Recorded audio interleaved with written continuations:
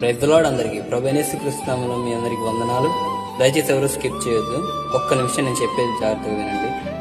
బైబిల్లో పాపానికి మరో పేరు ఏంటంటే చీకటి. చీకటిని ఎందుకు పోల్చారంటే, చీకటి మన కళ్ళను మూసిస్తుంది. చీకట్లో ఉన్నప్పుడు మనం ఏం చేస్తామో తెలియదు, మనం ఏ మార్గంలో నడుస్తామో తెలియదు. అక్కడ రాళ్ళు ఉండొచ్చు, ముళ్ళుండొచ్చు, గొయ్యి ఉండొచ్చు, గుంతలుండొచ్చు. అలాగే పాపంలో మనం ఉన్నప్పుడు కూడా పాపంతో మన కళ్ళు మూసుకుపోయి మనం ఏ మార్గంలో నడుస్తున్నాం, మంచిదా చెడ్డదా అన్న విషయాన్ని మనం పక్కన పెట్టేసి మనకు నచ్చినట్టుగా మనం జీవిస్తాం. కాబట్టి బైబిల్ ఏం చెప్తుందంటే, పాపంలో ఉన్న వారిని రక్షించుటకు మన ప్రభువైన యేసుక్రీస్తు వారు వెలుగుగా ఈ లోకానికి వచ్చారనేసి బైబిల్ వాక్యం సెలవిస్తుంది.